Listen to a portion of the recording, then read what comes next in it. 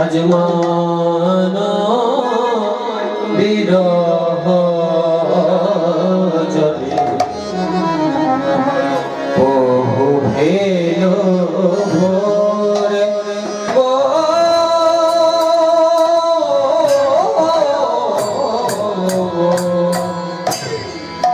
মান বিরহ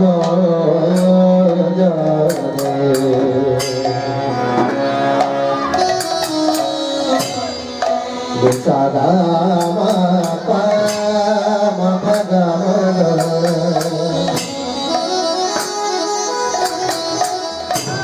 ma ga ni ga ni ga pa da ma ga ma ni da pa sa re ga pa ma pa ga ma ga re sa Prabhu Baba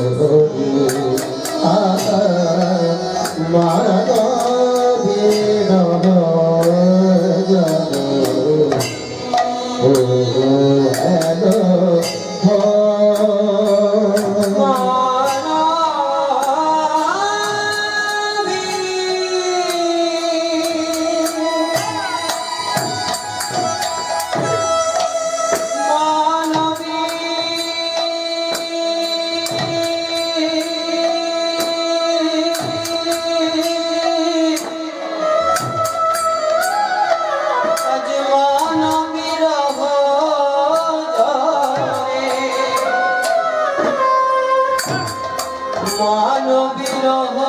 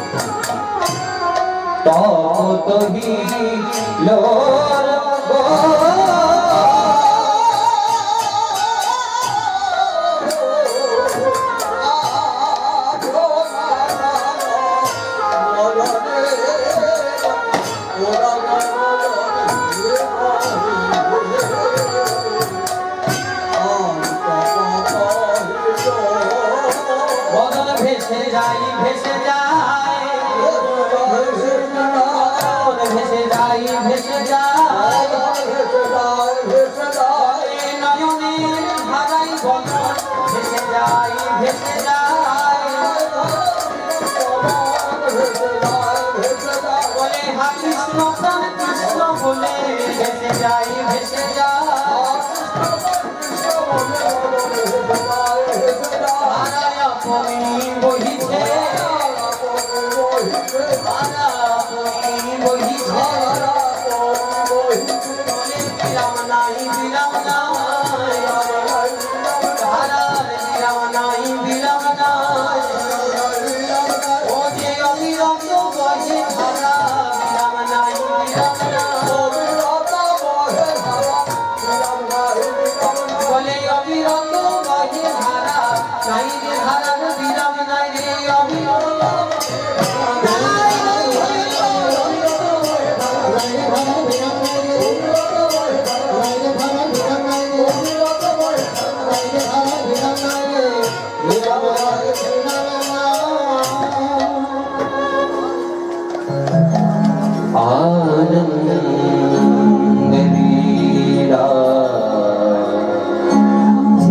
विग्रहाय हेमाभदीप्य छवि सुन्दराय तस्मै महाप्रेमरसप्रदाय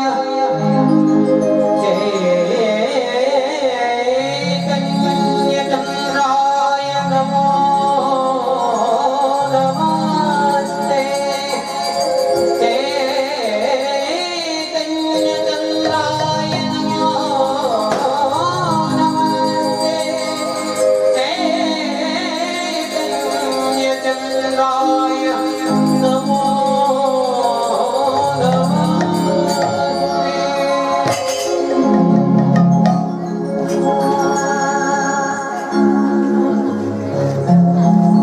উপস্থিত সকল গৌরনুরাগী কৃষ্ণ অনুরাগী ভক্তবৃন্দ আমার মায়েরা বাবারা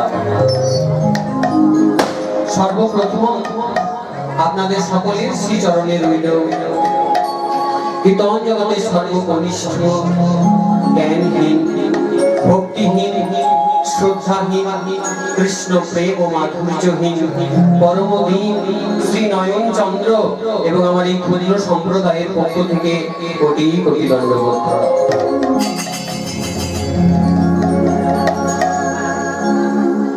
কিছুক্ষণ পূর্বে একখানি শ্লোক আপনাদের কাছে পাঠ করে শোনালাম।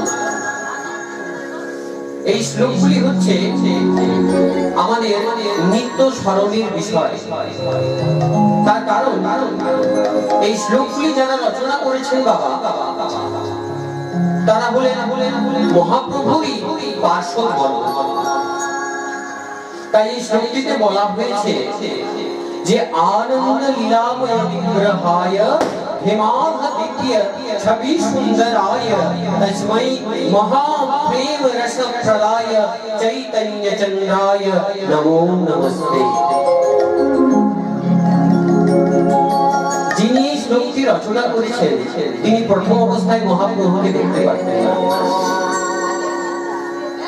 তিনি প্রথম অবস্থায় মহাপ্রভুকে দেখে বলতেন, কে এই নবীন সন্ন্যাসী রে বাবা, গলায় গাঁদা ফুলের মালা ঝুলিয়ে কেমন মেয়ে ভোলাটি সাজ সেজে আর নবদ্বীপের গলিতে গলিতে হরিবোল হরিবোল বলে ছুটে বেড়াচ্ছে। কিন্তু যেদিন মহাপ্রভুর সাথে এই প্রকাশানন্দ সরস্বতী পাদ মহাশয়ের যিনি এই শ্লোকটির রচয়িতা তার যখন তর্কযুদ্ধ হলো, সেদিন আষাঢ় ক্ষীর ফোড়লেন মহাপ্রভুর সেই রাঙা রাতুল দুটি পায়ে, আর রাঙা রাতুল দুটি পায়ে পড়ে বলছে, প্রভু আমি তোমায় চিনতে ভুল করেছিলাম গো, আজ তুমি আমার চক্ষু খুলে দিলে। মহাপ্রভুর মুখ থেকে একটা একটা শ্লোকের অর্থ শুনতে শুনতে মহাপ্রভুর চরণে আছাড় খেয়ে বলে প্রকাশানন্দ সরস্বতী, প্রভু আমি তো জানতাম না যে কলির জীবে উদ্ধার করার জন্য স্বয়ং ভগবান কৃষ্ণচন্দ্র ওই গোলক থেকে নেমে এসেছে এই ভুলোকে। তাই সেদিন থেকে মহাপ্রভু সেই প্রকাশানন্দ সরস্বতী পাদের নাম দিলেন প্রবোধানন্দ সরস্বতী।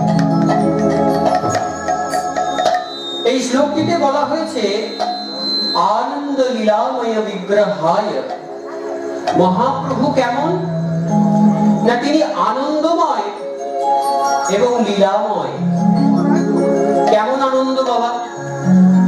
এই জাগতিক জগতের আনন্দের সঙ্গে মহাপ্রভুর আনন্দ, তার মধ্যে কিন্তু আকাশ পাতাল পার্থক্য। কারণ আমাদের আনন্দটা কেমন? জাগতিক জগতের আনন্দ, বাড়ি গাড়ি, ব্যাংক ব্যালেন্স, টাকা পয়সা, স্ত্রী পুত্র সন্তান, এই নিয়ে আমাদের আনন্দ। কিন্তু মহাপ্রভুর আনন্দটা কেমন?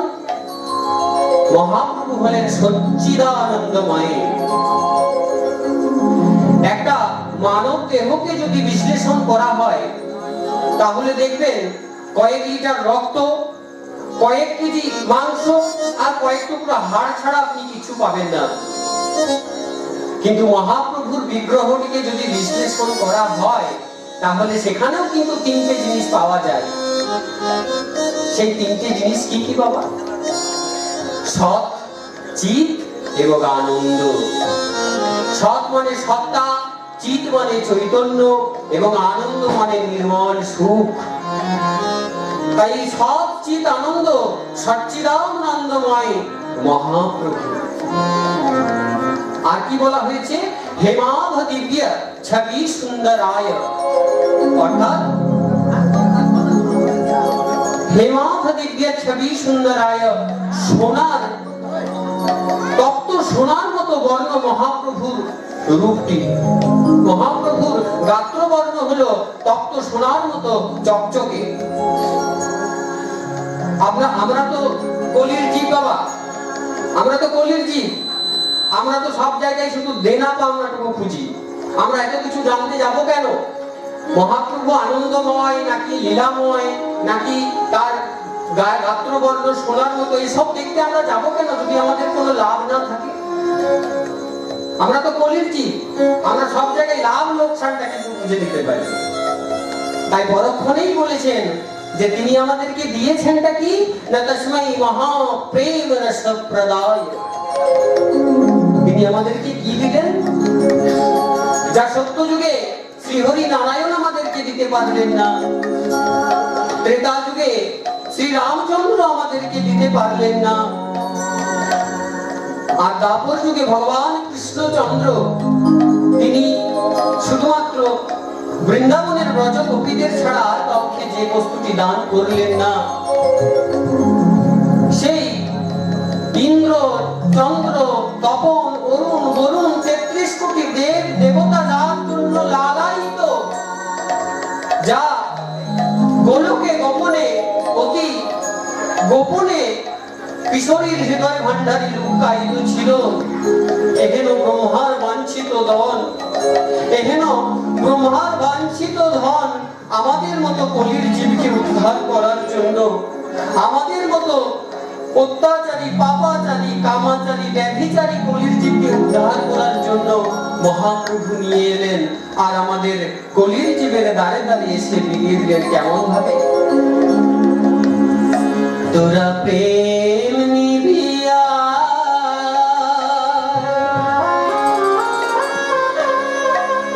তোরা প্রেম নিবি আয় বদন ভরে, বল রে হরি নাম। তোরা প্রেম নিবি আয় বদন ভরে, বল রে হরি নাম। তোরা প্রেম নিবি আয় বদন ভরে, বল রে হরি নাম। তোরা প্রেম নিবি আয় বদন ভরে, বল রে হরি নাম। এ প্রেম এনেছিল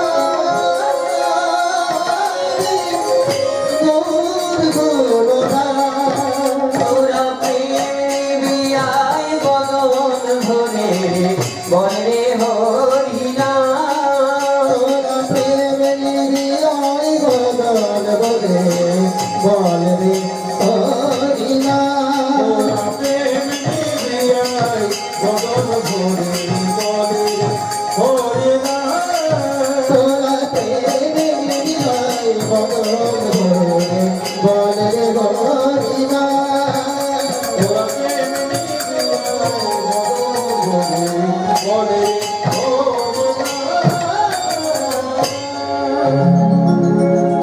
তাই মহাপ্রভু আমার এহেন ব্রহ্মার বাঞ্ছিত ধন সেই প্রেম নামক বস্তুটিকে নিয়ে এলেন কলিজীবের দ্বারে দ্বারে বাবা।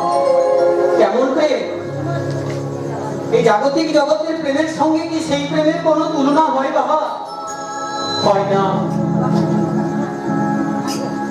এই প্রেম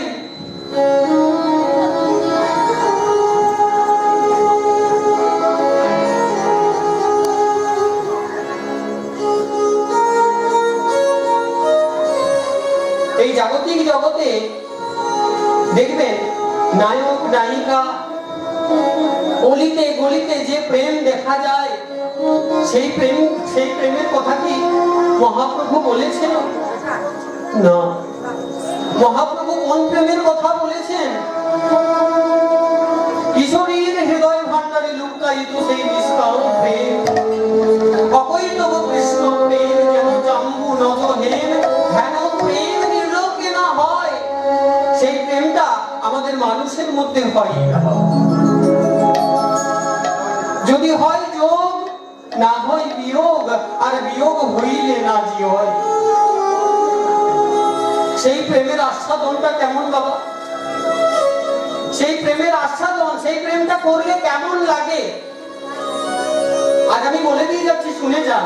প্রেম নামে তো সবাই জানে প্রেম মানে কি, কিন্তু প্রেমের আসল সংজ্ঞাটা আমরা ভুলে গেছি।